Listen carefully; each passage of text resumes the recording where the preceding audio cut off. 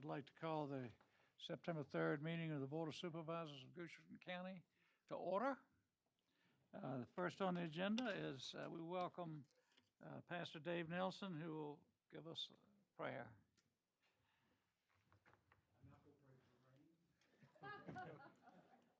You must have done that ahead of time. I was thinking about rain on the way, so I thought maybe I'll stop that. Okay, let's pray together. Our Father God, again, we thank you that this group, this county, still wants prayer, that we still recognize that there is a Creator, there is one, and that you are He. And we thank you, Father, that we have this country we live in that still has, for the most part, so many good freedoms that we enjoy. So many of them were fought for right here in this county and in Virginia. We thank you for the success that they had to get to this point. We do recognize that our rights come from God. The government doesn't bestow them upon us. They only hold to them because of the Creator. We look to you again today as this group and the leaders, the supervisors, labor to hear and to meet the needs of the county of Goochland. We thank you for this county. We thank you for what they represent. Thank you for the freedoms we enjoy here. And we pray that you will give the kind of wisdom that is needed, the righteousness, we use that word, that we need in order to treat one another fairly, equitably. And we pray that you will do a good work by granting not only to the supervisors, but to all those who bring their issues before this group, that you will provide for all of us. And we thank you for what you have done up to this point. We only pray that it will continue. And we pray this in the name of our Lord and Savior, Jesus Christ. Amen. Amen. Thank you, Reverend Nelson. I'd now like to call on our Vice Chairman, Jonathan Christie, to lead us in the Pledge of Allegiance. I pledge allegiance to the flag of the United States of America and to the republic for which it stands, one nation, under God, indivisible, with liberty and justice for all. And if you'll allow me to correct myself, it's September 4th, not 3rd. I just have a couple comments. To remind everyone, on September the 11th, we will once again have two ceremonies, one beginning at 9:45 a.m. at Company 5 Firehouse, 2710 Fairgrounds Road right here in the village, and then again in the afternoon, evening at 7 o'clock p.m. at Company 1 at 180 River Road West. Hope that you all will join us. Feel free to join us for both of them. They're very nice. All right, now turn it over to, next thing would be, do we have any requests for postponement of, you want to do yours next? Okay, all right. Well, good afternoon, everyone, and thank you for taking some time to join us out of your day today. A few things just for the benefit of our community. The first is, if you haven't heard, we have a pretty important meeting taking place on Monday. There's been a lot of really great citizen engagement in the work our community is doing to establish a technology overlay district and a technology zone to ultimately spur economic development in our community. And so we have a community meeting that's going to take place on that topic. That is Monday, September the 8th at 6 o'clock p.m., and that will be at Goochland High School. I know typically these community meetings take place in this room or in other locations in our community, but because of the great engagement that we've had with our community, we want to make sure that everybody is welcome into a space that's large enough to accommodate a large crowd, and that's going to take place in the auditorium at Goochland High School. Also want to announce that the Planning Commission meeting will take place on September the 18th.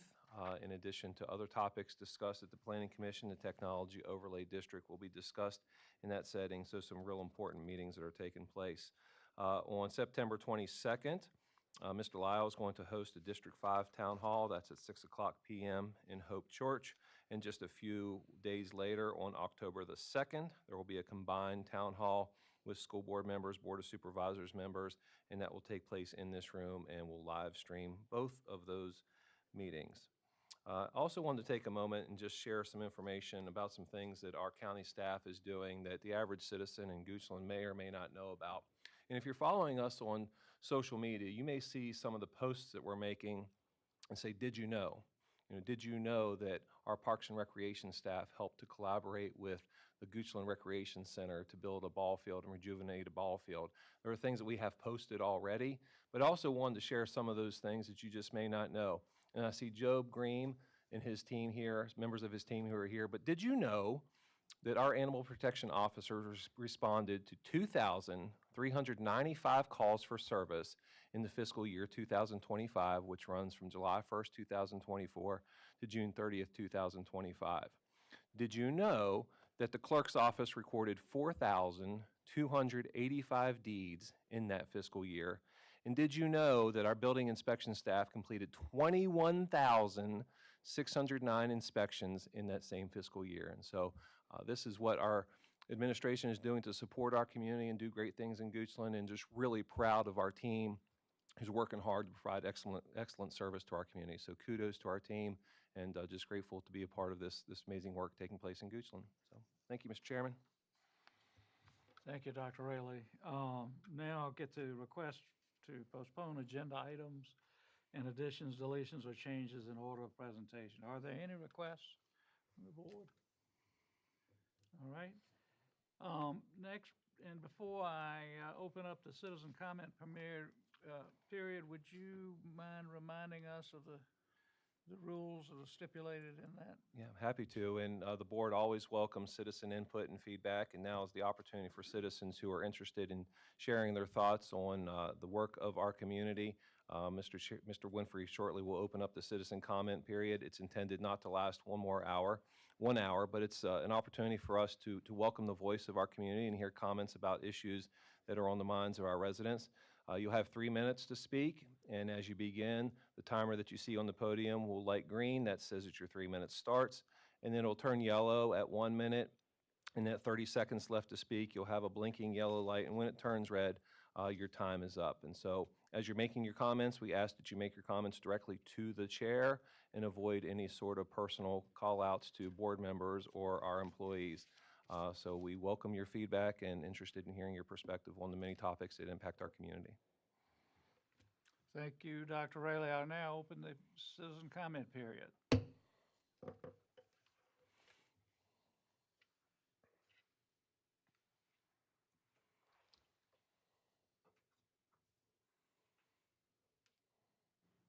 Good afternoon. Linda Moore, 2164 Prophet Road, Mannequin 7. Long time no see. Couple hours. First of all, I would like to thank Sarah Worley, Ray Cash, Josh, and Dr. Raley for meeting with our group just a couple days ago. This means a lot to the community to be able to sit in and discuss things in a calmer environment and really bring out what we see as concerns without making a federal case out of it, but in a way that we work together in collaboration to respect one another's. Also, as a member of the team that worked on the bond referendum for, I guess, 18 months, how long was it, 18 months? I appreciate that right now we're hopefully bringing back Station 7. I know there's been a lot of glitches in the process, but that really relieves the mind of many of us who convinced our neighbors to give you an 85% score or vote on this, especially in District 4. I appreciate, like I said, everything you are doing. And I hope we will try to continue with the timeline, so that our neighbors do understand what the timeline is for Station 7. I don't know it's a big ask, but I think we need it. Thank you. Thank you, Ms. Moore. Anyone else?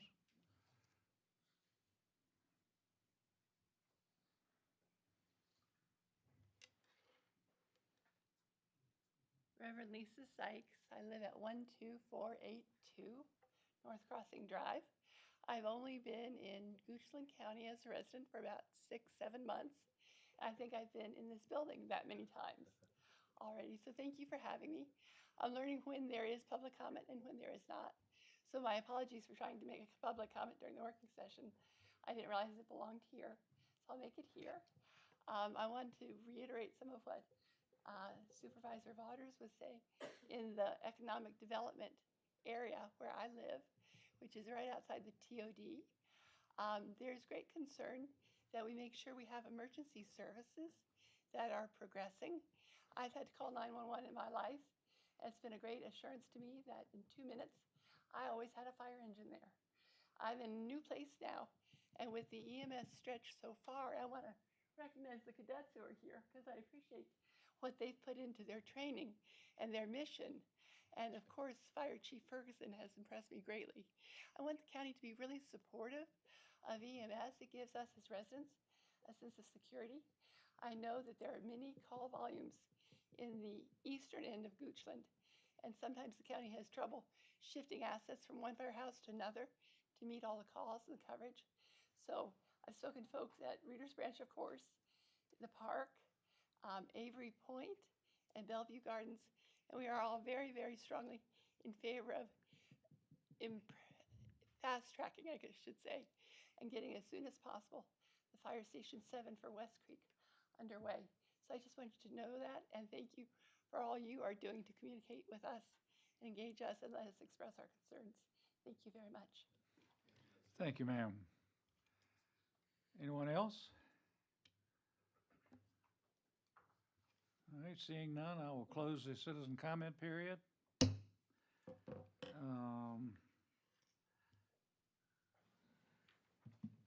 Next would be approval of action minutes.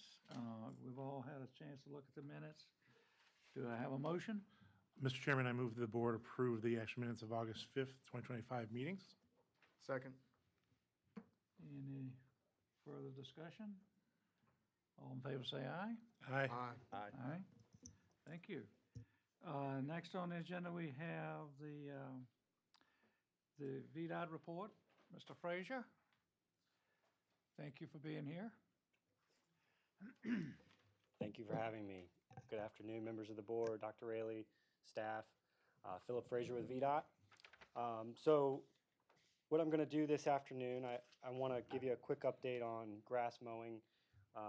We recently finished our primary mow cycle. Coming up in the next week, 2 weeks, you'll start to see the secondary mowing cycle take off. We will be using a contractor to do that. That will not be done by state forces. So we've issued the notice to proceed with an early start of the 8th of September, which would be next Monday, I believe, and they have to start no later than the 19th.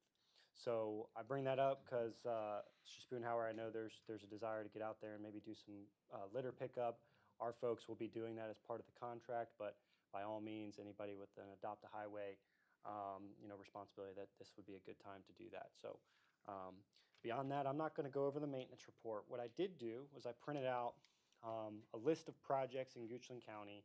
Just going to take a couple minutes and go over line by line and tell you a high-level status. It's about maybe 10 projects. So there's quite a few things going on in Goochland. Thought it might be a good opportunity just to give you guys an update, and if there's any questions, happy to take that after the fact. So with that, the first one I want to bring up is the Fairground Road Extension Project. The next critical milestone for that project is going to be right-of-way authorization. We expect that to happen in the month of September of this year. That'll go on for about 6 months. And then after that, we'll be working through the final design of the plans with the advertisement of 2027. Right now, that is for February of 2027 advertising. Next one is the relocation of the Hickory Haven Park and Ride. I think you guys are aware that that has been combined with the Diverging Diamond project at 623. So again, that one's combined, so I'll just skip to that project. That one, again, is going design build. The public hearing was held in July, was well attended. I know many of the board members were there and staff, so thank you for your support. The RFP, which is a request for proposal to the contracting community, the design build community, is expected to go out in December. And then that takes a little bit of time,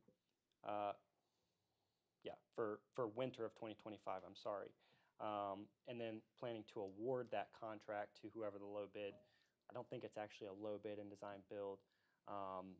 There's a different name for it, but would be expected in the fall of 2026 with a project completion of summer of 2029, and the estimate is still around that $90 million range.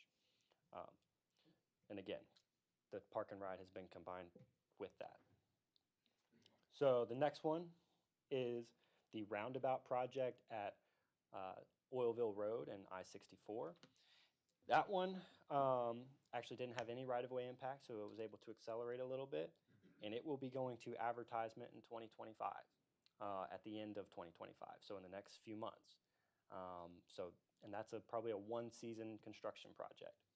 So we'll be seeing ground break here in the next probably 8 months or so.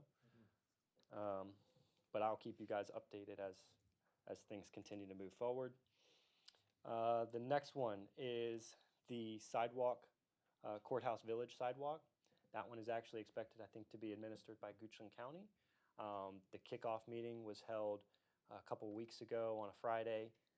I was not able to attend it. I was actually conducting interviews, and so I wasn't able to attend, but I do understand that it's expected to be administered by you guys, so I think that's a good project. Excited. I don't know if there's been a VDOT project administered by Goochland in quite some time, or maybe even ever, so good opportunity. The next project, Hockett Road Extension with the roundabout. That project had 2 public hearings, if you remember, 2 location public hearings. So if you don't know, VDOT has what we call location and design public hearings. The location public hearing is where we collect input from the community about what is the appropriate alignment for a project like this. Now, not all projects have a location public hearing, because some of it is just, we're going to construct a right turn lane. It's pretty obvious where that's going to go. But a project that has a brand new road, new alignment, you have a location hearing. There may still be a need to have a design public hearing. I just want you guys to be aware of that. There's also an opportunity for us to maybe go with a willingness, which means that you can skip. I don't want to say skip, but we say we're willing to have a public hearing for this project. And if there's no desire to go ahead and fulfill that, then we open it up for 30 days. We collect comments from the public. If there's no desire to have that public hearing, we close it and we keep moving forward. Might be a good opportunity here, considering we did have 2 location public hearings. One was, we had some issues, so we had to kind of redo it. But just something I want you to be aware of. That is scheduled for an advertisement of September 2028, so it's still a ways out. There's some right-of-way and utility components to this project. Yes, 2028. And if you remember, that was a project that was fully funded through not this round of Smart Scale, but a previous round of Smart Scale. It was, I think, the second or first highest scored project in the entire state. So the next one, this is a new project. It has not gotten PE authorization, but I'm happy to bring it to you guys and let you know that it did get funding. This is a shoulder widening and rumble strip installation along Fairground Road. This is a project that was a brainchild of a study that we completed kind of together, the county and VDOT, where we identified some needs along Fairground Road. VDOT then took that study and took those recommendations and submitted it to our central office through our Highway Safety Improvement Program for funding. which is scored on a benefit cost ratio. It scored well and it got funded. So that project is still in its infancy, hasn't even had its PE authorization yet, meaning we can't really start any kind of design work. But I do want to let you know that that is a project that has come to at least the starting gate, and looking forward to see how that turns out. Next one. I'm going to skip that one because it is not started yet. The next one that is coming up pretty soon is going to be the Route 288 northbound hard shoulder running lane. If you remember, that's going northbound 288, kind of coming up with, you go over the bridge and you have the high school, the private Benedictine on the right. This is going to be a lane, a third lane that is open only during peak hours. We would close it during days like today when it is pouring, but beyond that, on a normal sunny day, that will be open during peak hours in the morning and the afternoon to help relieve some of that congestion on 288. We worked really, really hard to get that project moving as fast as possible. That one has an advertisement of this month. So really excited to see that one moving. And then the ultimate goal is to eventually come back and hopefully find some funding to do the southbound side. But I think this is a good step in the right direction. The last three that I'll bring up are all projects that have not started but have a PE authorization coming up here pretty soon. Again, PE authorization means the money is not quite there yet. We're not authorized to go ahead and spend it, so we haven't started any design work. But those projects are Route 288 southbound auxiliary lanes, and that is a smart scale round 6 project. That PE authorization is expected this fall. 288 and 250, those interchange improvements, I believe that was also a smart scale project, fall of 2025. And then Route 632 and 634, finally another roundabout project. That one also came to fruition because of that Fairground Road study. That also has a PE start date of the fall of 2025.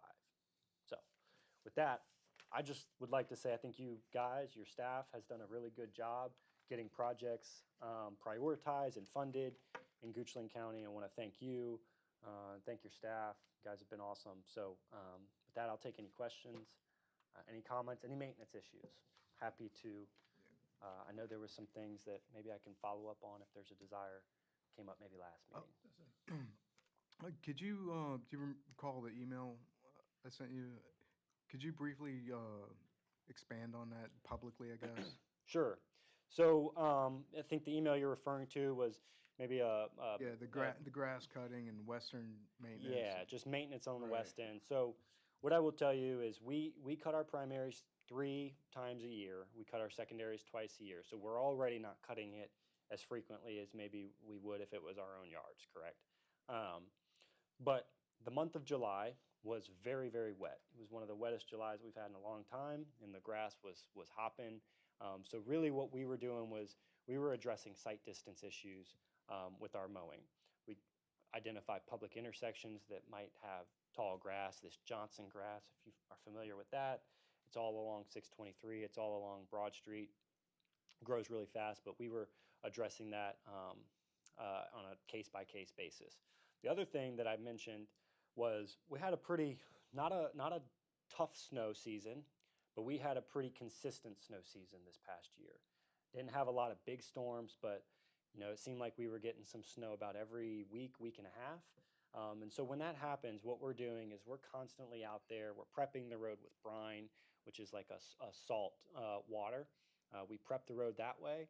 And then obviously when it does snow, we're putting salt down on a lot of our roads.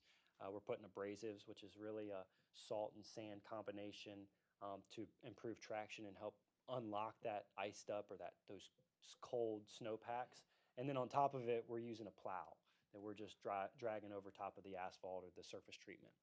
And so inevitably, whenever we have a season like that, we have a lot of potholes. We call it a pothole blitz.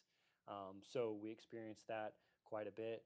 So I'm sure that there's a lot of surface treated roads on the western part of the county. It's lower traffic volume, so you don't see as much asphalt. So those surface treatment roads do they do get beat up a little bit more during a snow season. So that might be some of what people are experiencing on the western part of the county. And then the other thing that I think I mentioned was we've actually, had a big effort as a residency to do a lot of patching in Goochland County and in Hanover County over the last couple months. So inevitably what happens is people see that patching and it doesn't look good. It doesn't look pretty. And then you start to feel the bumps between the old pavement and the new pavement. And what we always do is we patch it and then we come back at some point and we surface treat, which is that tar and rock application. And it creates a uniform look, it smooths it out a little bit. And I think that's some of what people have seen is what they would consider kind of maybe lazy patching or not satisfactory patching. But it's pretty common, and it's something that we do on the front end before we do that surface treatment. Thank you. Yeah, no problem. Any other questions? Yes, thank you, Mr. Chairman. So thank you so much, Mr. Frazier, for that update. When I was looking at the list last week, I think that's something a little bit over $200 million worth of projects that we have going on now. So I don't know if Goochland's ever had that amount of road work and infrastructure work being done. So thank you for that. And again, thanks to the staff for getting us those approvals. Just a couple things I wanted to just clarify. The Hockett Road, the realignment, one of the things I just want to make sure, what I guess would be the old Hockett Road intersection, Hockett and 250, the original plan was to shut down the left turn lane. And we worked with VDOT to ensure that would actually maintain the left turn lane, so that folks can get to Food Lion and head west. But you scared me a little bit when you said we're going to have a couple meetings to talk about alignments, new alignments. So I just want to make sure that's not a jeopardy. So yeah, great question. You are correct. The original scope that was submitted through SmartScale did show removing the signalized intersection at Hockett Road and Broad Street. We got the request from the county to include that back in. We went through a SmartScale change, and that was able to be rectified. So yes, that signal will remain. Okay. It'll remain full access with the signal. So that hasn't changed, or that is, I think, good news for your Perfect. question. Just wanted to ask. But to clarify about the alignment, what we're looking at is the different alignments for the new Hockett Road Okay. as it comes up to Ashland Road. And it's really, we did the same thing when we did it out here for Fairground Extension. That alignment can shift 50 feet to this way, 50 feet to that way. It might have impacts on property. It might have impacts on wetlands, things like that. And so that's why we're considering different alignments. But Okay, perfect. And then you had mentioned in the last list of projects, I think it started with the southbound hard shoulder running lane, but that those projects that you were listing weren't funded. And then you included the Maidens and Fairgrounds roundabout, which I believe is fully funded through the latest round of Smart Scale. so all of the projects that I brought up are funded. The only one that would not be funded is a southbound hard shoulder running. Everything else that I mentioned is funded. What I was saying was the PE authorization isn't there yet, so we're not able to spend any money. Great. I know that there are several people, some who may be in this room, that are looking for some safer solution for Maidens and Fairgrounds. So Fair enough. that's a big one. So thank you so much for everything. One last thing I want to mention for you, Mr. Spoonhauer, the last two meetings, we've talked about Ben Lamont. So we did identify a couple places. I think I mentioned that someone had dropped off equipment and torn up the road a little bit. We patched that. We also identified a place, maybe about 100 feet or so, where there was some washboarding. We went ahead and patched that with asphalt. They will be coming back, weather pending, tomorrow to do that surface treatment to cover it all up. So Great. Thank you. yeah. I'll reach out. Thanks. Sure. Anything? Mr. Chair? Yeah. Yes. Could you go over I think you said it was 288 northbound project? It's northbound, correct? Northbound hard shoulder running. Yes. Can you address how, I see how it impacts or benefits the traffic flow. Can you address how it might help, or maybe it is neutral, to fire and rescue. And, are we with the addition of width, are we sacrificing size of shoulder, that they could potentially go around traffic, do things if there is a real backup? So I think that's a great question. What I can say is there was a lot of coordination with us in fire and rescue on the front end of that project when we were still going through the concept of operations. You're correct. You can't widen that bridge without it becomes an infeasible project. So we have to take advantage of the existing shoulder. So you are inevitably going to have a smaller shoulder on that bridge. However, what I will say is this whole system is going to be smart.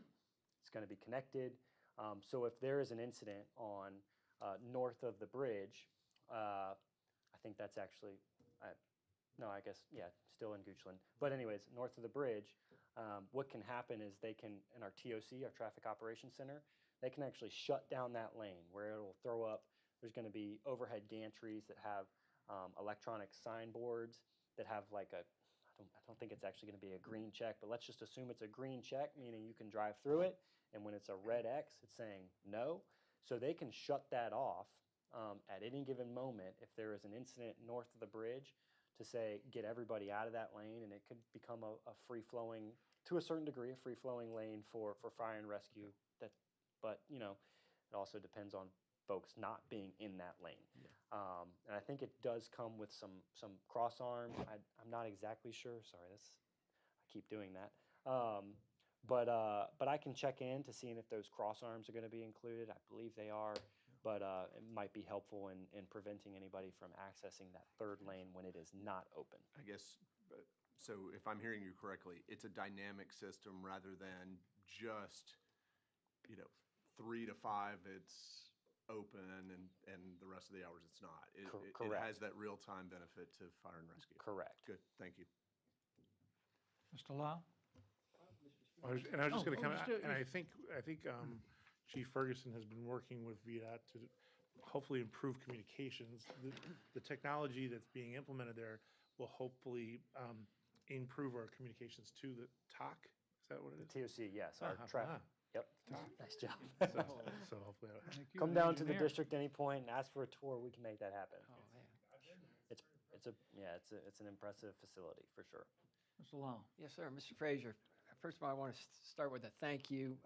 The folks in Broad Run are extremely happy that you being VDOT, are assisting with their culvert issues. They are rebuilding their sign to their subdivision and cannot do that until the culvert had been blown out, I think is what the technical term was, and replaced. So thank you so much for that. And then this question is one that you need to get so that your September is complete.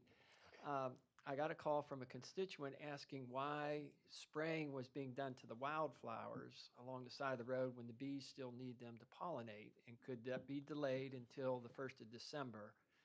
And I am the messenger.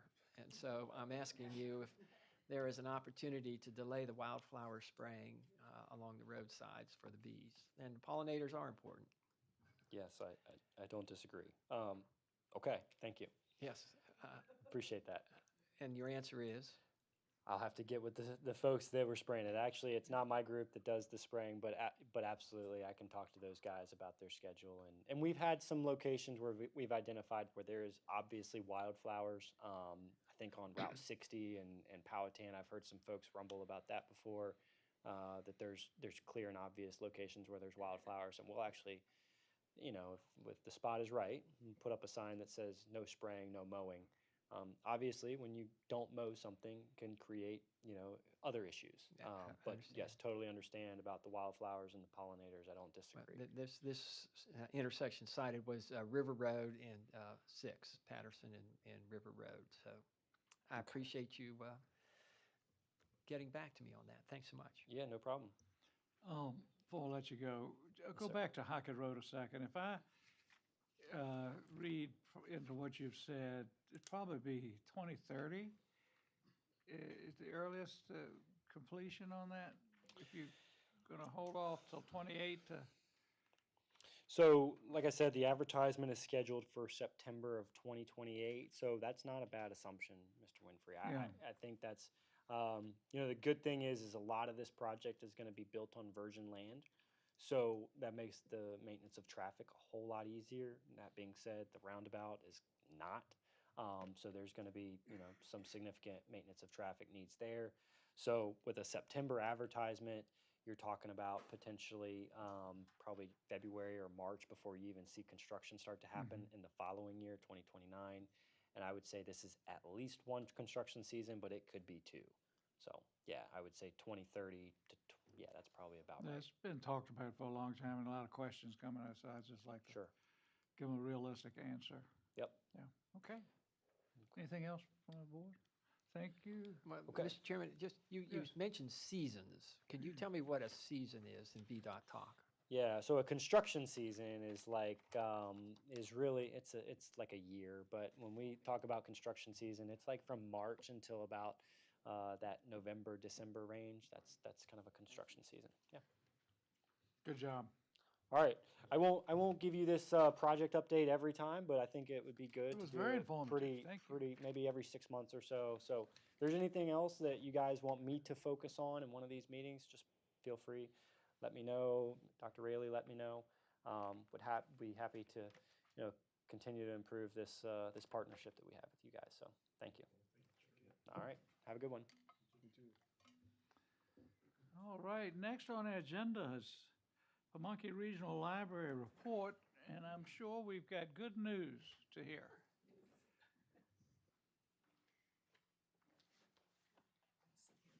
Okay.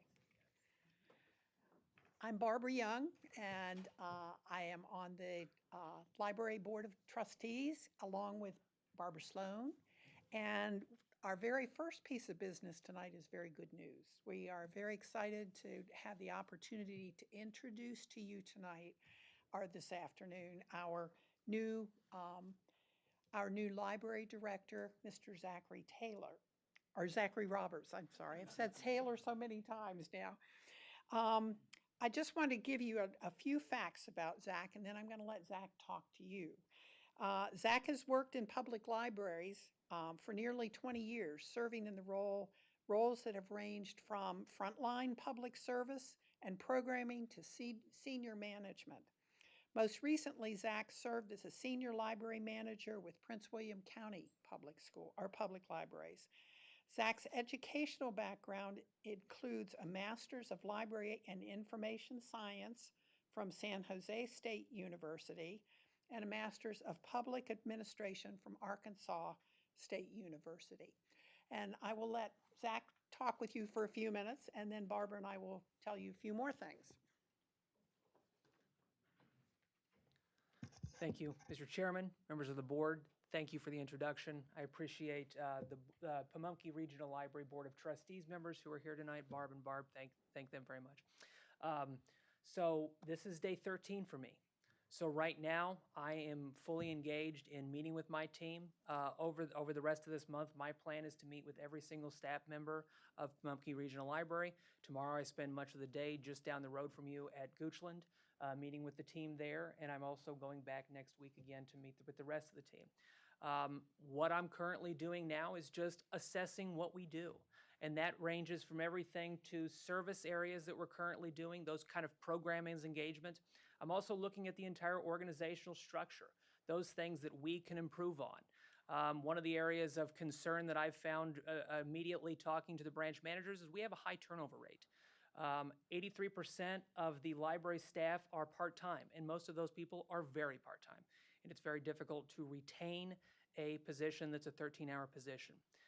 So it's kind of beginning, these early days is really talking to the teams and seeing what they need from me, how I can be their advocate, and working with the board is to find those opportunities where we can do things better, expand services into the community, and I am looking forward to kind of continuing this process through September. I look forward to meeting with all of you as well as the Goochland County staff over the coming weeks to kind of talk to you and engage with you as well. So I appreciate the introduction, and if you have any questions, I'd be happy to answer them. Thank you and welcome. Thank you very much. Appreciate it. Next. Yeah, we still have some more to Oh, tell you. good. There's more good news. No, that's fine. We just wanted to share some of the things that have been happening in the last 3 months since we presented the last time. First of all, just to let you know that King William has departed from Pamunkey Regional Library officially now as of July 1. And we have completed everything with it that was on the memorandum of understanding with them. So we are beyond that now. The Board of Trustees now has 7 members instead of 10. We have 5 that are from Hanover and 2 from Goochland. And we always say you have to be named Barbara to be from Goochland. So we also have newly elected board members. We elect them each year. And now we have Christy Schumacher as the chair. She is from Hanover County and was our former vice chair. Our vice chair this year is Barbara Sloan. And I am the secretary on our committee. So Goochland is well represented in on the board. We also have made the decision just this last month, we are going to start instituting a moment of silence and the Pledge of Allegiance at the beginning of each of our meetings. And to help accommodate us on that, Zach has already ordered flags for all of the community rooms in each of the libraries because we don't have them. So it's good to have them. Couple new things at Pamunkey. We've acquired a new van, and the van has been outfitted, and it conducts the deliveries and pickups between the different libraries. As a regional library, we share the resources. And it used to be that Goochland only had this van deliver 2 days a week. But because of the lowering of the number of libraries, we will now be visited every day, which is wonderful that we will have more opportunities. It'll keep things moving back and forth. The old van is being repurposed to be more of to be used at scheduled community events.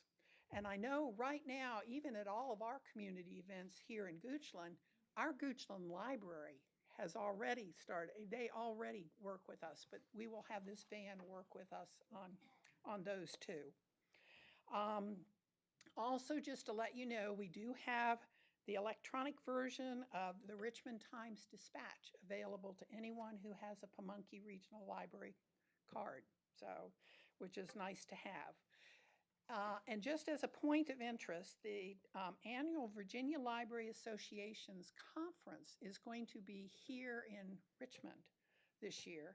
And so we have, the staff has made the decision that they're going to offer to all of the staff in Pamunkey Regional Library to attend.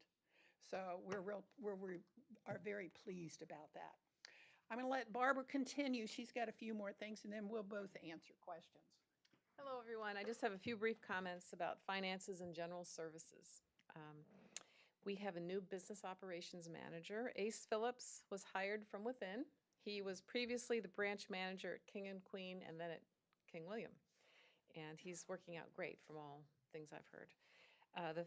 The fiscal year 2025 audit is underway and going very well. We had an audit committee because of the problems in the past 2 years, and we've dissolved that committee and rolled it into the finance committee because things are going so well. And the staff will be presenting the preliminary fiscal 27 budget at the end of this month. So we look forward to that. And just a few general services updates for library lovers. For the electronic checkouts, which are becoming more and more popular, and we're trying to track those more carefully, we have, you can now check out 5 as opposed to 7 per month to just keep things moving through the system. And Overdrive and Libby, which is another electronic provider, you can have up to 15 checkouts at a time as opposed to 30. And overdue billing notices have started to be emailed out, which has gotten a great response from the public. They were happy to get those notices because people do forget, and I might be one of them. Extended library card privileges, you only have to renew now once every 3 years, and people are very happy about that. Summer library highlights. We got these highlights from Janet Melton, who is our wonderful branch manager. The reading program has been very successful, so successful that Goochland was number 2 out of 7 in participants, total participation, so that was pretty great. We had many programs, especially the Animals Aware program, which if you ever have a chance to go, there's snakes and reptiles and cool stuff. And it was so popular that people had to be turned away from that. So that was exciting. July 3rd, when we had the fireworks display, the library was open, which has never happened before. And people came in, they parked their cars in the parking lot to watch the fireworks, but everybody, the library staff welcomed everybody in and provided them with crafts, coloring, and restrooms. So everybody was happy about that. Big news, everyone, we have a bottle filler at the library as opposed to just a water fountain. So everybody can fill their bottles now, which apparently was a big ask, and everybody's thrilled to have it. So, all right. Goochland Library staff went to an outreach event at the Span Center, and information about library services was shared with 19 seniors. So trying to get out there in the world. And one last little thing I wanted to share is I urge you to stop by and take a look at the Tiny Art Show. This was the brainchild of one of our staff members as a summer program, and the library gave out 100 little 4x4 canvas boards on which a patron could paint or color or collage and return for display. And we got 50 of them back, and they're displayed, and it's incredible how much talent there is in this county. It's really something to see. One last little thing about a facility issue. We apparently have water blowing in during the rainstorms in one of our back doors, and Janet's gotten a large fan from facilities to run it overnight to dry the area, but we are concerned about mold and are hoping to perhaps get an awning or a cover. And that's my 2 cents. Any questions from anybody? Okay, if I understand, if we have a card, we Turn get it- the newspaper subscription comes with that, and that's for home, we don't have to go to the It's all library, online. we could have Yeah, it on it's our computer. online. Well, I think that's a great asset. Yep. Yeah, there's a lot. I would urge you all to go to the website, which will get better and better as the weeks and months go by, but there's a lot on there. There's really a lot that is provided for the public. So any Mr. Chairman? questions? Yes. During a last report, it was a mention of perhaps having kiosks where people could order books and they would be put in the kiosk and they could pick them up. In our meeting just preceding to this, the library proffer fund sits at $110,000, and it has to be spent in Goochland on Goochland Library initiatives. So Hanover will have to come up with their own kiosks, I suppose. Well, but we're is there talking, some- we're talking about that. We're actually having a meeting with the Friends Group on the 19th, and we're just talking about ideas of how best to spend the proffer money to expand the library services. We do have a locker currently at our library, and I don't know what the stats are in the locker right now. We haven't gotten an updated report about the use, how people are responding to that.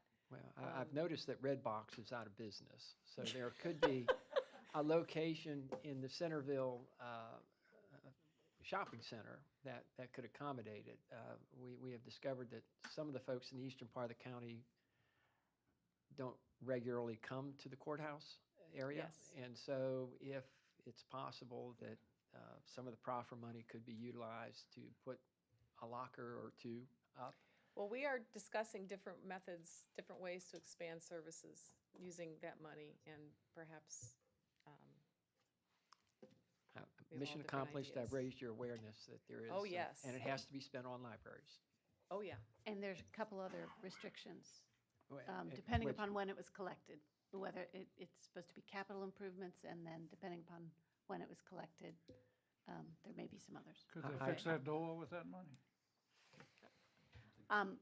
It depends upon when it was collected as to whether it has to increase capacity. That's a, Yeah, I did check, Counselor, with an alternative resource, and kiosks are considered capital, I was told. Yeah, so Okay. that's my position anyway. Well, like I said, we are discussing that. We're getting ideas from our friends groups, and then we're taking it all to our new director, and then we'll bring it. You'll be hearing from us again about that. Anything else? Yes, please. Mr. Brunel? Thank you so much. What a difference a year makes. So Indeed. I very much Yeah. appreciate you Yeah. coming and giving us these updates.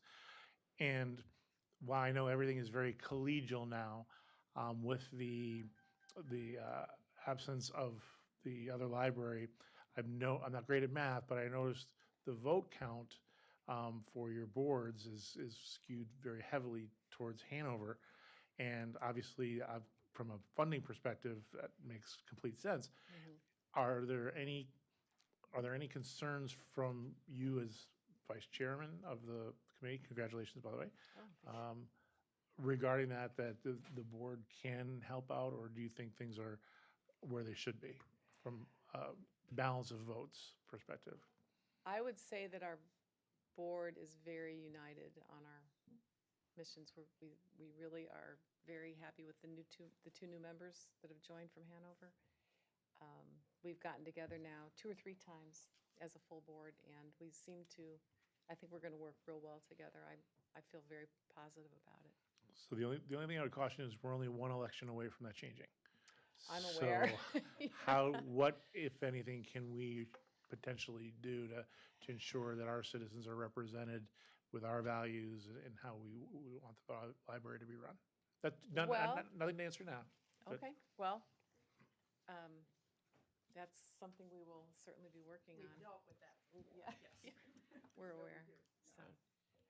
I would stress what Mr. Lyle said about the East End, feeling connectivity to the services we provide. But have we had outreach specifically with one of our booming population centers in Avery Point to either expand outreach to our friends of the library or, make them aware? Because I definitely see the value to the entire county, but new residents are a great. And they're a very, very active reading population.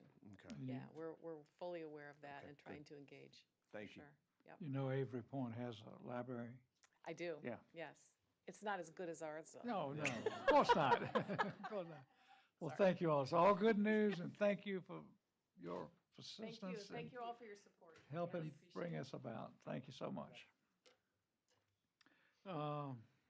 Anything else from board? We've got the Goochland pet lovers would like to come forward and give us a report, and I know that's going to be good news too. Oh, it's always good news when you talk about animals and people together. Never bad. My name is Stacy Puckett, and I'm on the board of Goochland Pet Lovers. As you know, some of you were on the original board. Goochland Pet Lovers was established in 2016 to help fulfill a vision by Becky Dixon of a public-private partnership for an animal shelter and adoption center. So a bunch of smart people came together and raised $1.45 million from generous donations and help at the county to help build that shelter, and it opened in 2020. Side note, we have a big party September 26th at Camp Brady Saunders with all Goochland vendors, food, drink, entertainment, art, to celebrate that. Once the shelter was completed, Goochland Pet Lovers had to figure out, what do we do next? So the Dr. Lori Elliott Medical Fund was established to help support the health, wellness of the shelter animals while they're there. They are all microchipped, spayed and neutered, and any minor medical stuff. They're heartworm tested, which a lot of municipal shelters don't have the ability to do. And then in 2023, the Teaching Kindness program was established. So every third grader in Goochland County now goes through a course on kindness to animals and different types of animals and how to pick the right animal for your household, and it culminates in a shelter tour. But what I really want to talk about is our Good Neighbor Outreach Fund. So this fund was launched in February of 2021 to strengthen families and individuals who may not be able to afford appropriate vet care for animals that they already have. We all know the health benefits of having an animal, the psychological benefits of having an animal, and so we really want to help people keep their animals with them, healthy and out of the shelters. The things we do is we provide heartworm and flea and tick, and you know how expensive that can be. Your annual vaccinations, we microchip, we purchase county licenses so that they're all registered and legal. We manage to make appointments for spay and neuter, and that is actually a requirement to be in this program. And it's need-based. It's any Goochland or Powhatan resident that's 200% or below the poverty level can qualify. And a lot of our referrals come from social services, Goochland Cares, things like that. We started out with quarterly clinics in the elementary school parking lot. We had a mobile vet come, and now because Goochland County has allowed us to use the flag vet clinic in the shelter, we do it on the second Saturday of every month once the shelter closes, and it is amazing. You'd see about 16 volunteers and at least 4 vets volunteer their time once a month. And you have vet techs. It's just like walking into a regular vet. Some of us are better than others. I work the front desk, and I'm not so great on the vet clinic computer, but I do my best. You get your little receipt. You see what has been done. We do minor vet care. You know, your dog has an ear infection, stuff like that. Fulfill routine prescriptions, acute care. We have had some of our clients have major medical problems, and the board gets together and we will send them to another vet clinic and pay for that. We've had amputation, stuff like that, but it's very satisfying to see people be able to offer their pets the same care that all of us want for our babies. The number of, just to kind of give you a scope of the program, the number of families at each clinic varies. We started out with 9 families and 16 animals. The largest clinic to date, we served 32 families and 42 animals, all in 3.5 hours of our clinic. There are an average of 16 volunteers. There's over 100 hours goes into each clinic. There's about 40 hours that Blaine Converse, who runs the Good Neighbor Outreach Clinic, she puts into scheduling appointments, making sure she calls with the reminders that, you know, your dog needs their annual exam. It's going to be at this time on this date. We've had 168 clients in the program since the beginning, and 306 individual animals helped.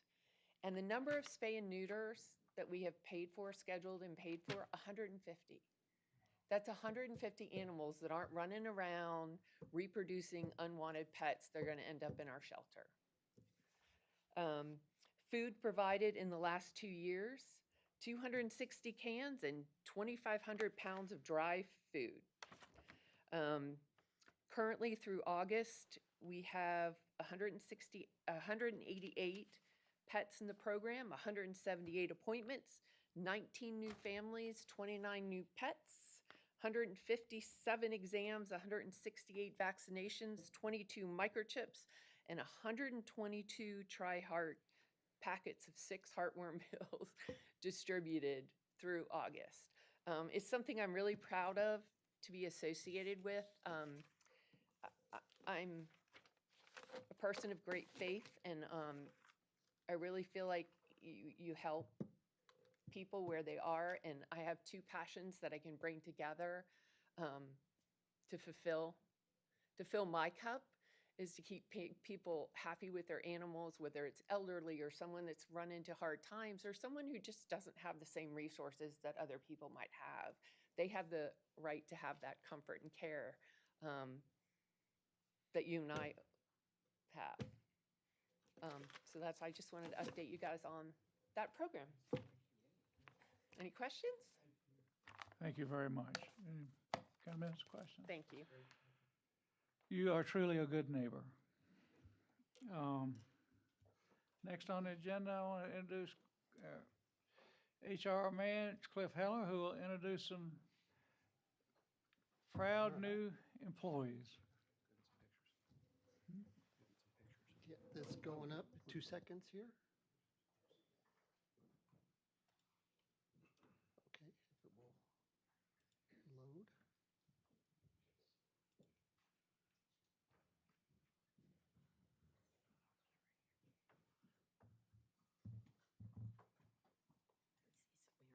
Yeah, you have to push the button, it's not going up for some reason. There it is.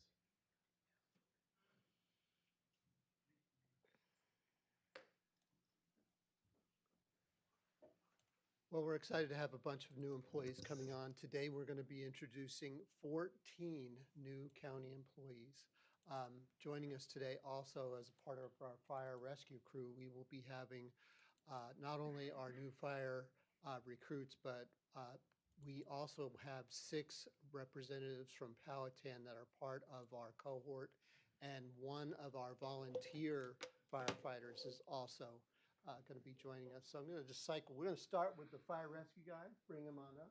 So if you guys want to stand as I grab your name, we're going to get probably lined up generally right here for a picture. But if you can stand, come over and meet with Mr. Winfrey and Mr. Rayleigh, Dr. Rayleigh, that'd be great. So our first up, let's go back. Our first firefighter recruit is Duncan Prophet. So thank you, Duncan, if you could come forward. Our next one is Jacob Roebuck. You guys again come on forward. Brian Smithgo. Sean Reed. I got Duncan here first. Yeah, let's go. Yeah, let's go. Slow down a little bit. Slow down, yeah, Duncan, little. right? Duncan. And Jacob would be next. Welcome, welcome. Our next is Brian Smithgo.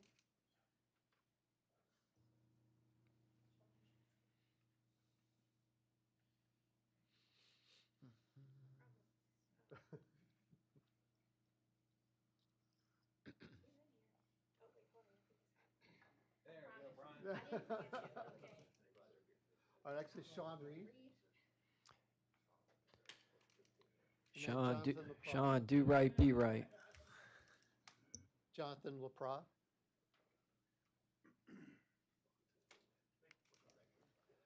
And Carl Palmerville.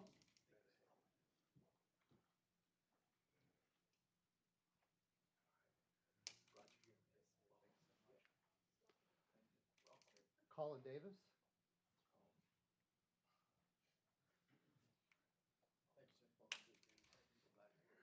Evan Stang.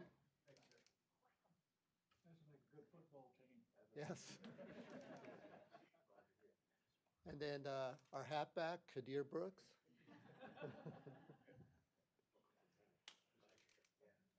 So that is our fire rescue guys. So if you want to get a quick picture here.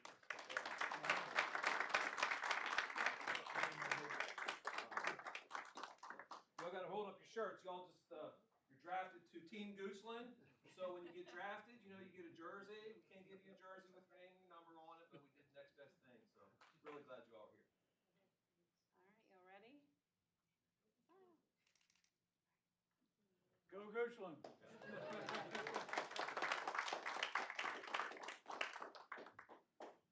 Thank you, guys. If you want to go ahead and have a seat. And again, welcome to the Powhatan group and our volunteer as well. So thank you so much.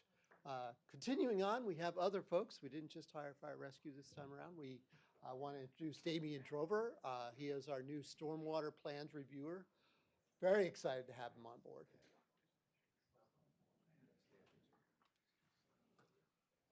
Our next one is Thomas Atkins, our new building inspections residential plans reviewer. Also very excited to have you on board.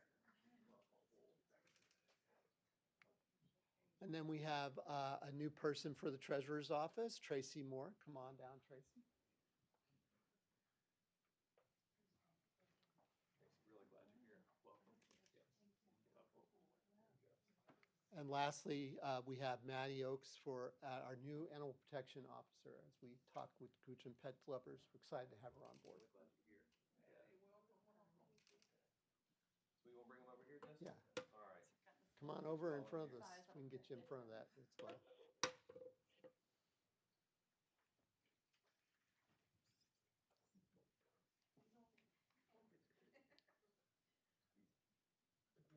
Pull up your jerseys. Yeah, there you go. All right, welcome. Well, everybody, thank you and welcome to Goochland County.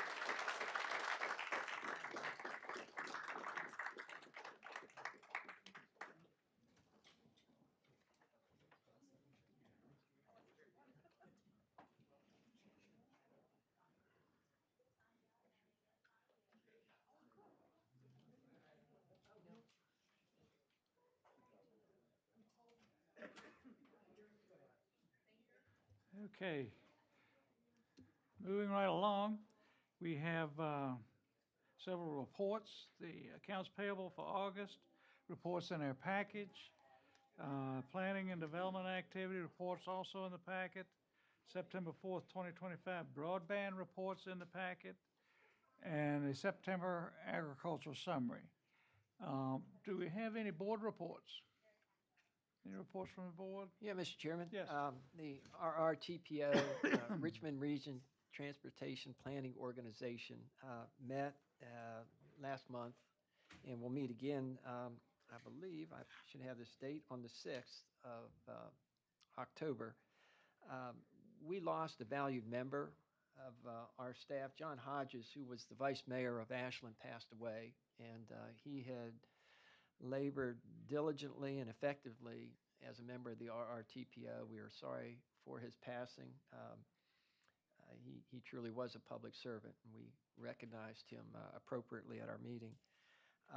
We also have been in correspondence with the federal government because the metropolitan planning organizations are in a state of flux in that there's some uncertainty as to how funding is going to be handled. More will be revealed. I don't know that there are any definitive answers on how that is handled, but we are in communication as an organization with the folks at the federal level. So we continue to look at transportation in the Richmond region. Goochland has a seat at the table. If there are specifics that need to be addressed, I'm more than happy to bring those up and represent for Team Goochland, with or without a jersey. Thank you, Mr. Lyle. Anything else? Mr. Spoonhour? Sure, thank you, Mr. Winfrey. Just a quick update from the CVTA. So I've said for quite some time now that the CVTA is moving towards potentially moving away from a pay-go, which we've been doing now for the last 4 years, to including bonding. And as part of that exercise, there's some hoops you've got to jump through and some things you need to do. One of them is to present how almost like a slate of projects that could potentially be considered for bonding. In Goochland County, we work with staff and we submitted the potential Rockville Road realignment. This is not an indication that we will be bonding, but just pretty much going through the process as if we were to work out any kinks. So I think there is some discussion among some of the, what I call the bigs, of whether the CVTA should take on debt. So that will be playing out in the months to come. Thank you. Anything else? All right, next thing is consent agenda. Would you mind going over the consent agenda items, Yeah. Dr. Raley? Happy to. Thank you, Mr. Winfrey. So board members, you have 4 items on the consent agenda for your consideration. I'll hit the highlights of them for you and our public who is watching and with us today. The first is the consideration of amendments to the financial management policies. These policies were informed by a lot of work by the board. Mr. Lyle played a role in making recommendations to the board for their consideration. These policies have been reviewed at the previous two finance committee meetings, one in May and one in August. So they have had substantial review and seeking your approval of those financial management policies. Your approval allows our public to have access to these and make sure that they are more transparent and available in layperson's terms. And certainly these are important policies that we want our public to understand, and these are intended to do that. The second item on your consent agenda is a resolution amending the school division's FY 2025 budget by budgeting and appropriating $96,035 in their operating and cafeteria funds. This request from the school division does not require any local transfer or any local dollars. These are a result of federal revenue sources as well as an increase in state sales tax, so they are seeking your approval of that today. Number 3 is the approval of the amended Goochland Powhatan Community Services FY 26 and 27 performance contract. This is something that we are asked to do on behalf of the state and the Virginia Department of Behavioral Health and Developmental Services, as our relationship with the Community Service Board is strong. The board has authorized an appropriation for that, and so this does not increase or decrease that appropriation. It affirms that relationship with us and the Community Services Board. And the last is your adoption of the 2026 legislative agenda. As the public may or may not be aware, we do have a meeting with our delegation on Friday, September 12th at 10 o'clock a.m. at Central High School. So pending your adoption and approval today, this legislative will be shared with our legislators at that meeting. Okay, do we have any comments and so forth? If not, I'd like to entertain a motion. Entertain a motion to approve the consent agenda. Mr. Chair, I move that the board approve consent agenda items 1 through 4 as presented. Do we have a second? Second. Second. Any further discussion? All in favor say aye. Aye. Any opposed? It's carried. Now, next thing is new business. New business, do we have any new business to come before the board? At this point, we'll take a break, dinner break, and reconvene at 6 o'clock.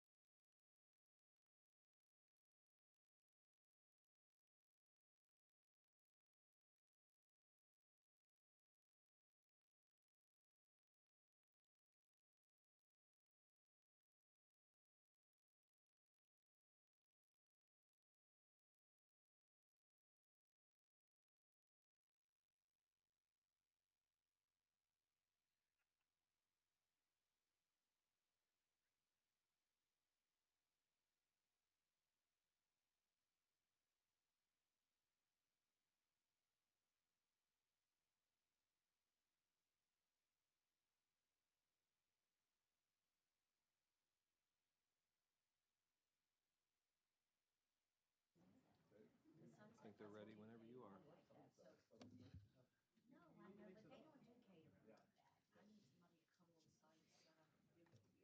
All right, ladies and gentlemen, I'd like to call the evening meeting of the September 4th Board of Supervisors meeting to order.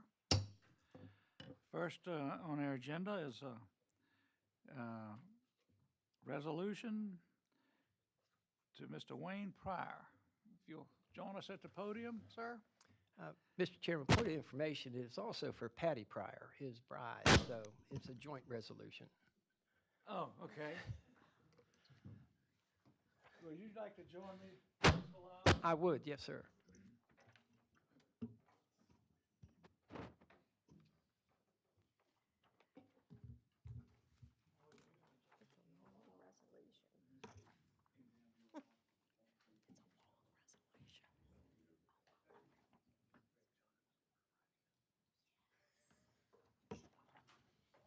Okay, are we? Oh, my gosh. All righty.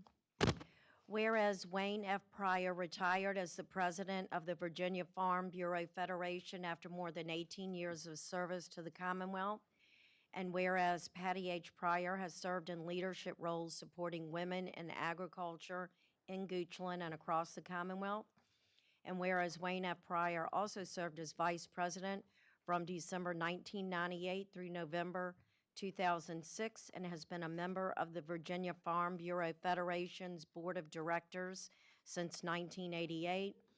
Whereas a lifelong Virginian and tireless steward of the land, Wayne F. Pryor is a producer of hay, corn, soybeans, wheat, and beef at his family's Pryorville Farms in Goochland County. And whereas Patty H. Pryor served alongside of Wayne at Virginia Farm Bureau as a leader in the women and agricultural efforts, faithfully attending annual conferences in Virginia and nationally, traveling to countless Goochland and Virginia Farm Bureau events, supporting the annual book distribution for agriculture in the classroom, volunteering with the annual 4th grade Goochland Schools Agricultural Day, and the Goochland Farm Bureau's annual membership dinner, and numerous other Virginia and Goochland Farm Bureau efforts. And whereas Wayne F. Pryor's impact extends beyond the Commonwealth, as he has served as president and chair of the board of Jackson, Mississippi-based Southern Farm Bureau Life Insurance Company and Countryway Insurance Company, and as a board member of the American Farm Bureau Federation, the American Agricultural Insurance Company, and American Farm Bureau Insurance Services. And whereas Wayne F. Pryor has served as chairman of the board for the Virginia Farm Bureau Mutual Insurance Company, the Virginia Farm Bureau Federation, AgPAC, and the Virginia Foundation for Agriculture, Innovation, and Rural Sustainability.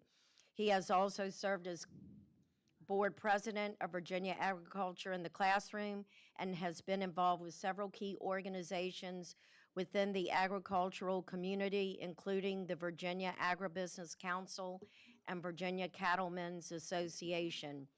And whereas Wayne F. Pryor has led the Virginia Farm Bureau Federation to establish many policies protecting agriculture, including a constitutional amendment safeguarding landowners against illegal expansion of condemnation authority through eminent domain. And whereas Wayne F. Pryor has been recognized by Virginia Business Magazine multiple times in its annual Virginia 500 list of the Commonwealth's most influential business, government, and political leaders.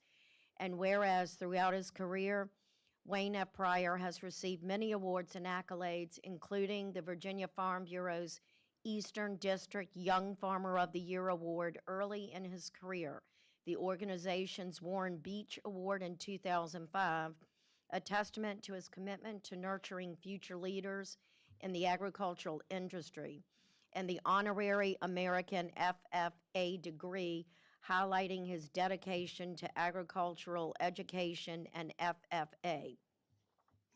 And whereas Wayne F. Pryor exemplifies the spirit of service to his community as a 53-year Mason and past member of Cabell Lodge number 328 as a life member and volunteer at the Goochland County Department of Fire Rescue and Emergency Services, and as a board member, elder, and lifelong member of Forest Grove Christian Church in Goochland County.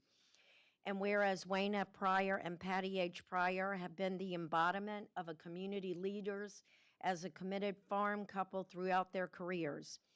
Patty has also held a career in nursing and cared for others while actively advocating for and supporting the agricultural industry.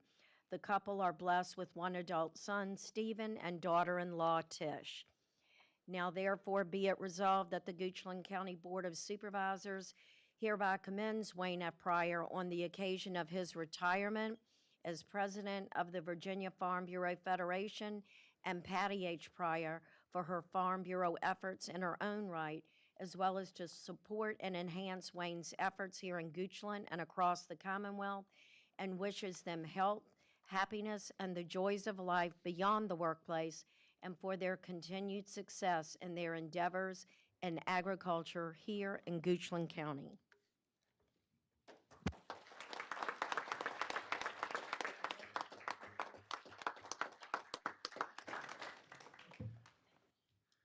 Thank you very much for the recognition.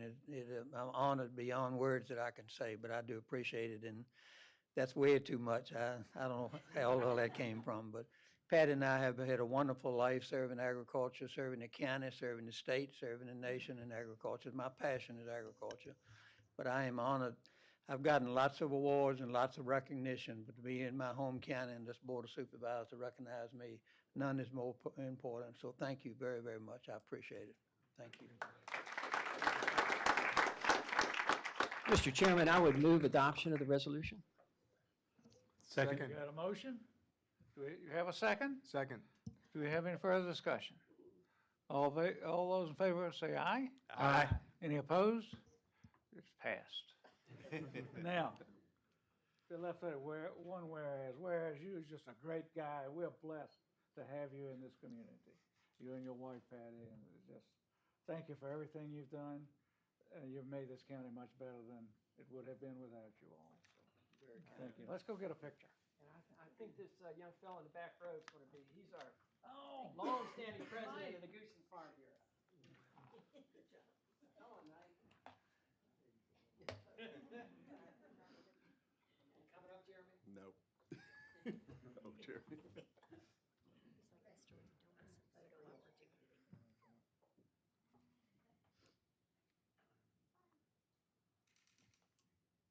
Thank you so much. Let's give him another hand.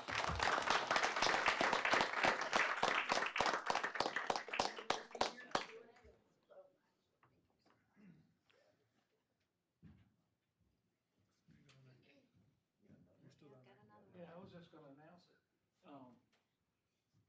You know, this is one of the one of the great things about being a supervisor. And it's just it gives me great pleasure, and we've got one more.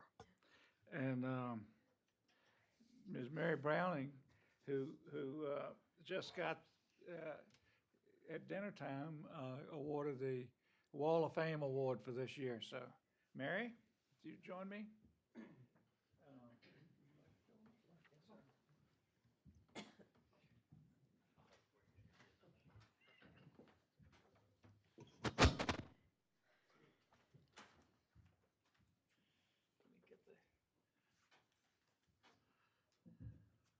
All right.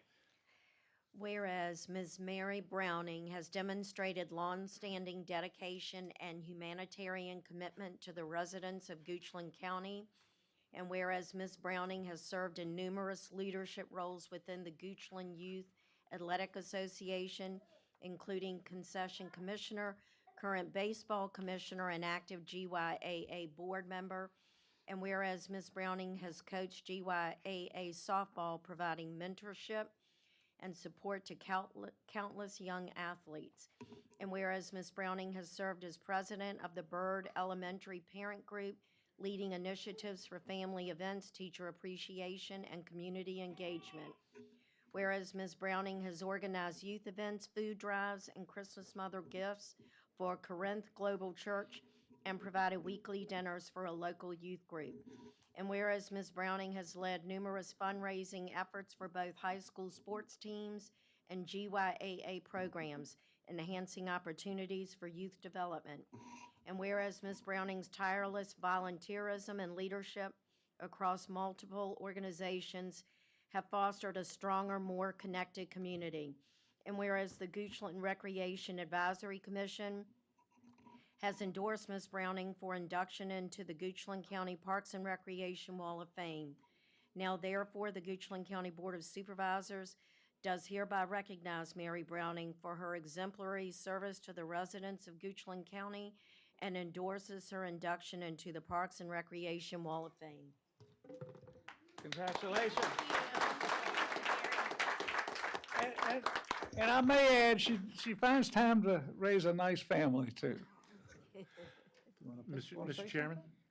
Thank you. I feel like I already said my speech over at dinner, but I am humbled by this honor, and I appreciate it from all of you. Thank you. Mr. Chairman? I move that the board approve the resolution recognizing Mrs. Mary Beth Browning upon her induction into the Goochland County Parks and Recreation Wall of Fame. Do we have a second? We have a second. Any further discussion? All in favor say aye. Aye. Aye. Motion passed.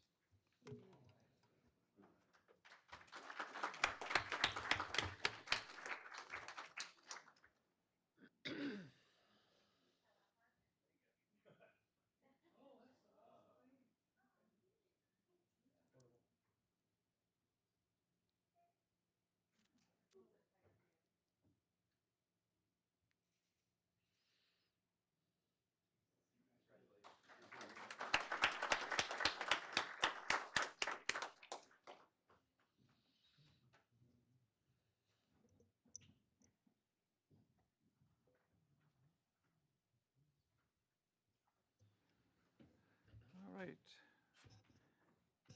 Next, we're going to open the meeting in a moment for the citizen comment period, but I'm going to ask Dr. Raley to read the procedures that apply to that. Sure. Yeah, thank you, Mr. Chairman. So the citizen comment this evening is the opportunity for folks to give comment on something that is not on the agenda.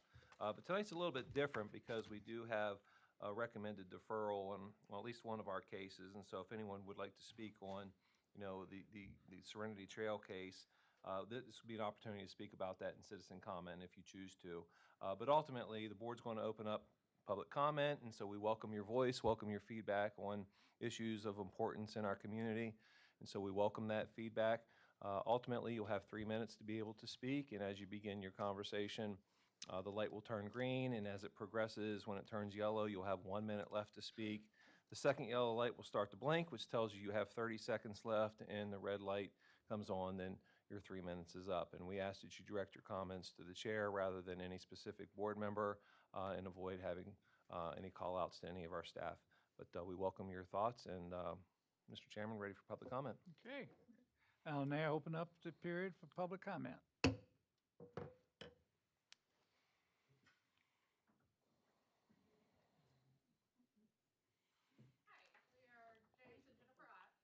There's a little button on the bottom of the base. Oh, sorry. We are James and Jennifer Ott. We've lived in the county for 23 years. Absolutely love everything about our county. I'm reminded every day of how much we love our county. We raised our kids here. We had a beautiful home on Forest Grove Road. We are getting to the age where we decided our kids are grown, we're going to downsize. So we bought a different piece of land, sold our home, which I regret at this moment, to build a house. So we have been told by the county, because of the new ordinance, that we have to create a state maintain or a state level road to get to our property. The land was divided back in 1979, 73. And we're just kind of, as average people, we had no idea that this would ever be a possibility of happening to us. I don't know if you want to. Yeah, thank you. We're really here to ask for y'all's guidance and support and helping us figure out a way to move forward from where we're at now to build our home in the most economical way possible. As you know, the recent adopted ordinance was truly to deter larger scale developers from overbuilding in the county. We truly understand and appreciate that reasoning behind it. Protecting the character, infrastructure in the area is very important. However, the unintended consequences of this ordinance is that it's, now really making it impossible for a single family like us to be able to build in the county. The original piece of land was 108 acres that was split back in 1973 into 10 lots. We purchased the last 2 lots on the road. Nobody's apparently has bought land or really done anything since '83, which is the last time a house was built back there. There's 2 houses that are on the road. One actually doesn't access the road. It goes to the other side off Appaloosa. So there's really 1 house that's on this road. So we'd be the second house going in. If they went to subdivide the land now, whoever subdivided it would have to put the roadway in to the county standards, which I wholeheartedly agree. And, the people that own the 108 acres would be able to split that cost across the 10 acres, the 10 parcels of land to gain their money back, But we don't have the money to come out of pocket to pay for a $300,000 road. That's what we were quoted. Plus the civil engineering at, $30,000 plus to get everything designed and going. So, that's more than our house that we're planning on building. We're not here to ask for, any kind of special treatment. We're just simply here to, consider our situation and help us find a resolution that can make it financially feasible for us to build. One possible option is, we're looking to just put in a driveway, like a standard driveway that everybody else has, 16 foot wide, 4 inches deep, to access our land. We getting our driveway is gonna be big enough for the county to turn around, if fire trucks, need to go back there. So I appreciate y'all's time. Thank you for, allowing us to speak. And I think there's other people in the county that are in the same situation we are. Thank you. Thank you. Thank you.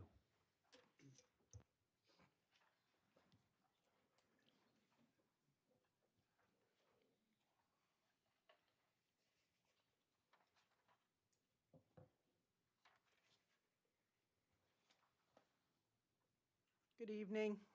Ellen Blake, Juniper Lane. We are adjacent to the Serenity Trail property.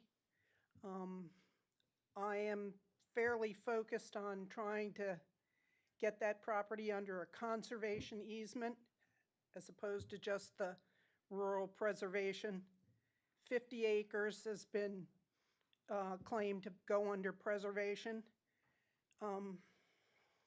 After the planning meeting, I spoke to Mr. Jeanette, and he had said in the meeting how beautiful the property was. After the meeting, he said how he thought he might live in the development. And I asked him about a conservation easement for the property, and he kind of said, well, why would I want to be told what to do with my property? The preservation, rural preservation, is supposed to do just that.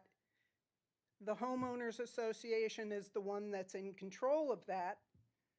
I think there has to be another party that watches over the preservation of the land, which a conservation easement would do, so that it's not just the homeowners association that keeps up the rules or the restrictions that are supposed to go in on that land. So I sent you all an email with my letter from the planning and stuff. I hope you would consider putting it in as, I don't know if you call it an ordinance or something, that becomes a real set in the deed way of conserving the land. It's really a unique piece of property. Mr. Jeanette and I talked about whether we had a conservation easement on our property. We have 6.5 acres. I said, my understanding from the organization, it's about a $20,000 investment to have the easement, which is something my husband and I don't have. A number of years ago, we went and bought extra land. They were going to clear cut right next to us. And 3 neighbors, we all went in with what money we did have to save the land from being clear cut. So beautiful trees, beautiful animals, beautiful water. Please make it something that is in the deed that stays that way. One more thing. The development on Fairgrounds Road doesn't appear to have any kind of soil erosion protection. I don't know if you've noticed that. All that red clay. I don't see any fencing, any bales of hay. Maybe that's something that needs to be addressed. Thank you. Thank you, ma'am.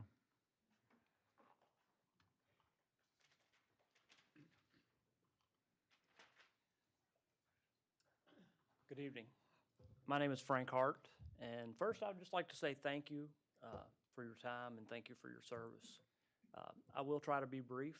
I'm going to give a little bit of background and share a couple State comments. your address, if you will. So I don't technically have an address yet, and so unfortunately, like Mr. Ott and his lovely wife, I wasn't fortunate enough to be to live in Goochland all my life and raise my kids here, but I was smart enough to move here. And I think I have got caught up in a very similar trap to Mr. Ott. I think some unintended consequences. My wife and I, back in March of this year, bought 4 contiguous parcels of land at the end of a dead-end road. And when I made the decision to move here, geographically, it put me in between my adult children, got me closer to them. I wanted to be at the end of the dead-end road. I've had neighbors my whole life. I love my neighbors. I do not want neighbors now. I wanted to be back here. The back end of my land is completely blocked off with swamp, so there's not going to be any development back across that. I bought it because I want to remain private. And it wasn't until after I filed for my building permit that I found out that there was going to be, I guess it's recent.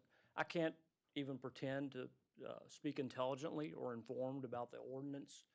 All this was brand new to me, but I do think there's a lot of people who are going to be in a situation where they can build a road or they can build a house, but they probably can't build both.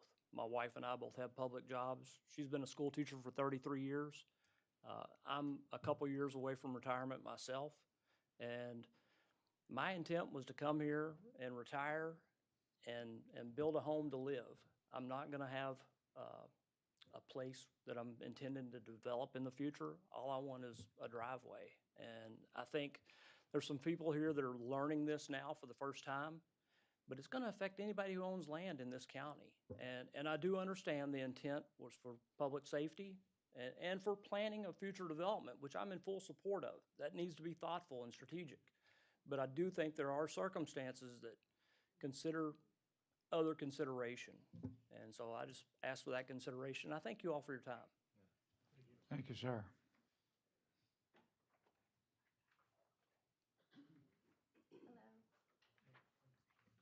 My name's Keely Lockneat. I am a registered nurse. I'm currently in graduate school, and I've been on the coaching staff for Goochland High School for the past 4 years. I'm sure many of you are aware of the land I purchased next to the fire training center and the issue of the right-of-way. This has been a very emotional and trying time for me as I've invested over $100,000 into this to build my first home. Never in my wildest dreams would I have thought it would turn into the nightmare that it has. What you have in front of you is my explanation of the situation and my view of the right-of-way issue. I'm not really asking for a lot here, but just to be able to access my property through my deeded right-of-way.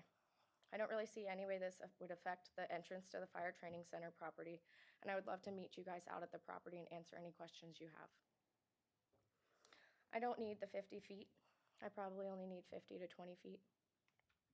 The fire training center already has 2 neighbors along this road that is still cleared, and having it gravelled would in no way change the fire training center's use of the property. They already have a fence along the cleared part, and there's a natural dense tree barrier for the rest of the road. I sincerely believe there is a right-of-way, and the county intended for it to be a right-of-way. They confirmed the intent of the right-of-way in 3 ways. They conveyed the intent to Hart and Bell surveyors, as shown by the work paper plat that you have in your documents, that states the plat of survey of a 50-foot right-of-way containing 2.66 acres, which was surveyed at the request of Goochland County. It goes all the way across from my property to the east property, which is behind me. They confirmed that intent when the County Planning Commission approved the East Courthouse Estates plat in 1987 that clearly states Old Courthouse Road 50-foot right-of-way. And they confirmed that intent again in 1987 by allowing the East to use this right-of-way for 8 years until they decided to no longer use it due to issues receiving their mail. I am requesting the County Board of Supervisors vote to honor this 50-foot right-of-way and allow me to build a driveway along the right-of-way, or at the very least, grant me a permanent easement along the historical 30-foot right-of-way of Old Courthouse Road. Thank you for your consideration. Thank you.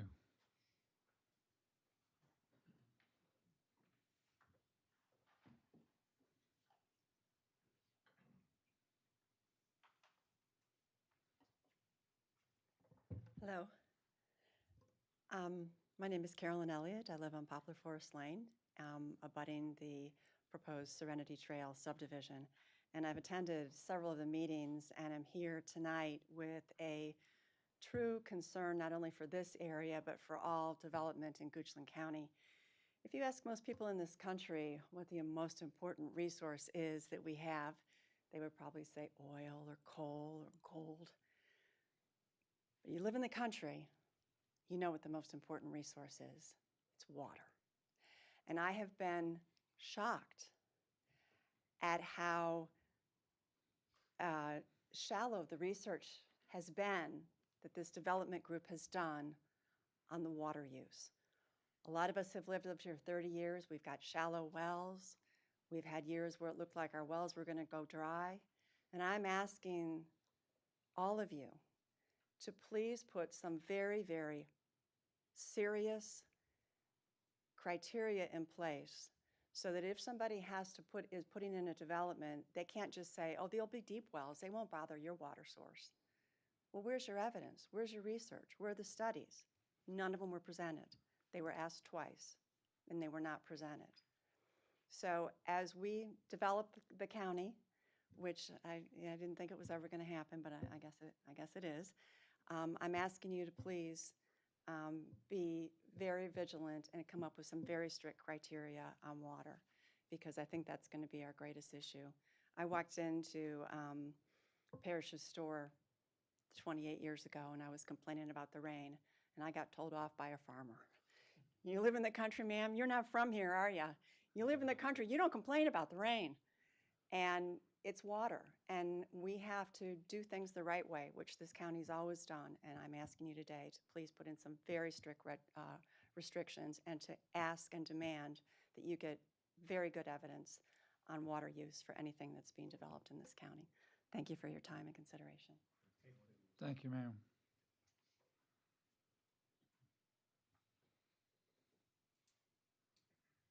Anyone else? Seeing none, I'll close the public comment period.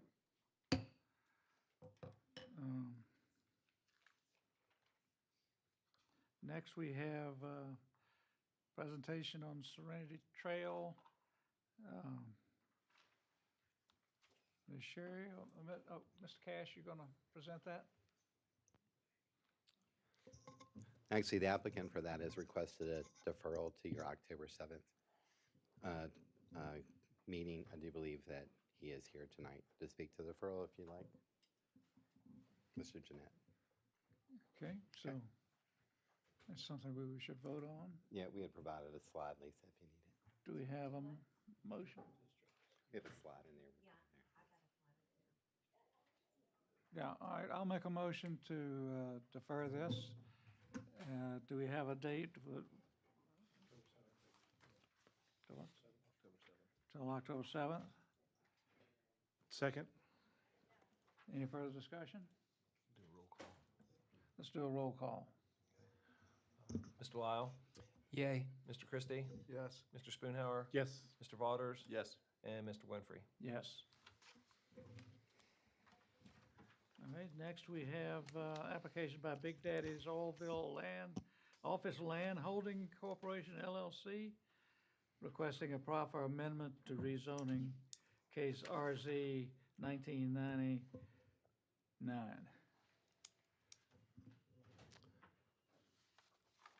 So good evening, Mr. Chairman. For the record, my name is Ray Cash, Assistant Director of Community Development.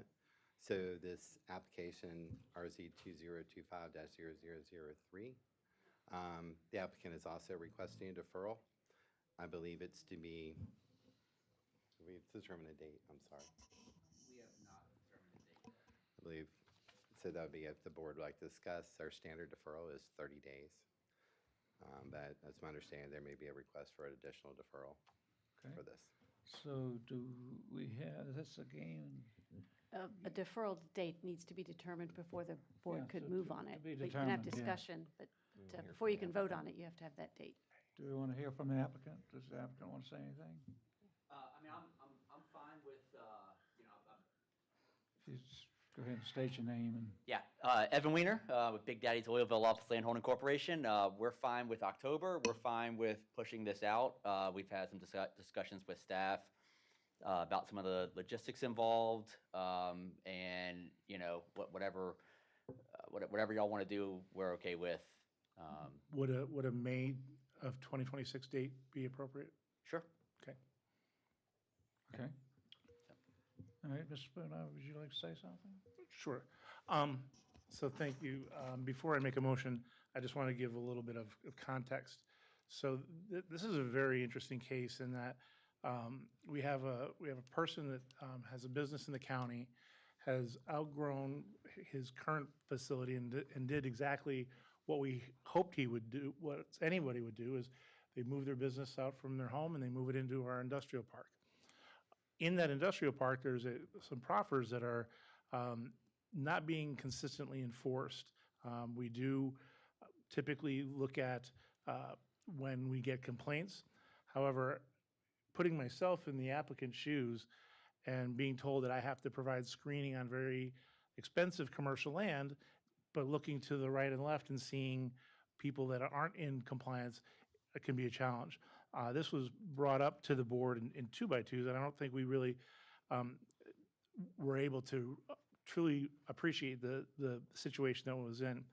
So I would hope that we would defer, and I'll make the motion in a minute, until next year to allow us to address this consistently for all the folks in that park, whether it be to enforce the conditions that have been set up in the 80s, or whether it be for this board to decide to remove that proffer, and to work with those businesses in a business-friendly way, which I know this board is, and allow this new business to continue to grow and thrive. The lot that is in question is very well naturally screened. It's probably one of the most screened lots in the park. So I think this would give us, and the reason for such to push this out, it was really for staff to be able. We have a lot of things going on right now. We have a lot of commercial growth that's being presented to us. So this would allow us the time to do the right thing. We heard 3 folks come up today based on our, that are in situations due to unintended consequences of things that boards do. We make mistakes. We do the best we can, but the nice thing about this role and our positions is that we have the ability to fix those mistakes. I would just ask that we pause long enough to give staff enough time to breathe and get this right for all the folks in there. So it's for that I move that we defer the proffer amendment RZ 2503 until our May 2026 board meeting. Do we have a second? Second. Any further discussion? Mr. Chair, I had a discussion with our county administrator yesterday about this, and I think one of the ways that we can best convey to citizens that we are looking out for, good policy moving forward, and we intend to enforce it and do that, is to, as Mr. Spoonhour said, raise our hands and acknowledge when we have unintended consequences and we haven't done things in the way that is fitting of Goochland County. So to the extent that we can go and have proper enforcement and work with the business community to make sure that something that might have been overlooked or not enforced in the right way is moving forward, following a standard that we hope for, that all businesses follow, is how we make lasting change. And it does us no good to try and enforce it and not look to our past to remedy anything and everything that comes up to us. So thank you. I mean, I appreciate the staff has this on their plan, and thank you to the applicant for being willing to, work with us and for a May 2026 deferral, because I think it's critically important to our business community.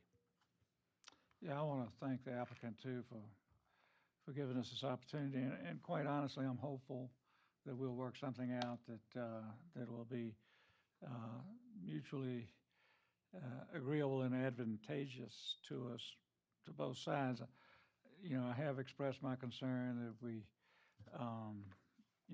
sort of cave in, what sort of message does that send to the rest of the occupants of this industrial park that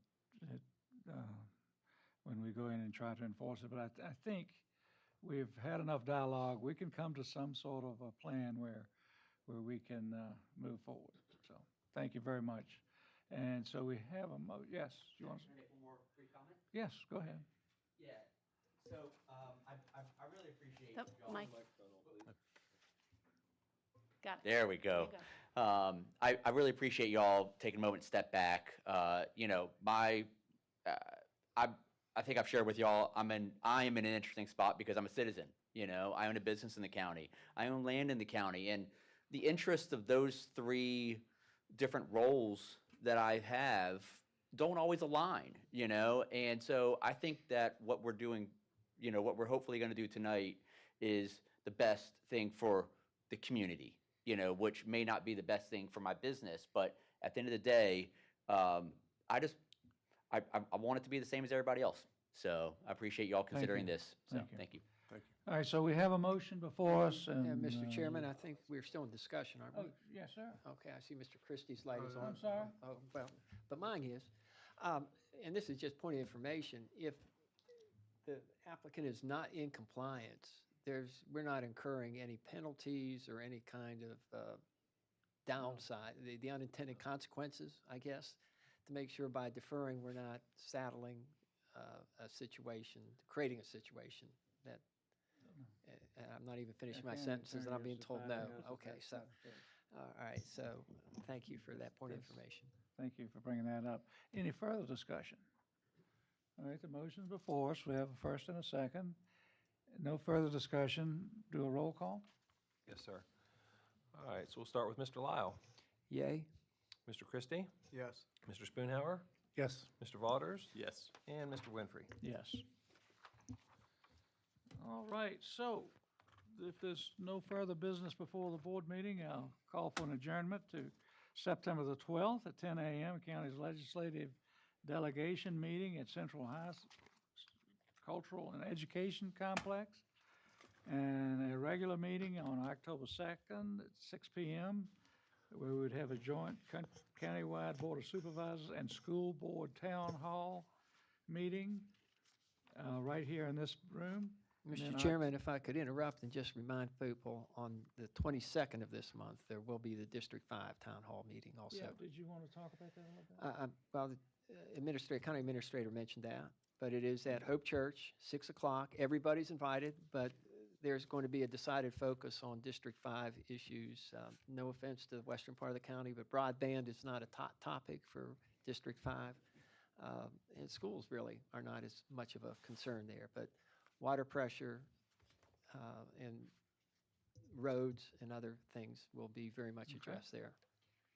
Thank you. And then, of course, a regular meeting on October 7th, the regular Board of Supervisors meeting, afternoon meeting to be, the time to be determined, and then the 6 o'clock public hearings. So no further business. The meeting is adjourned. Thank you all.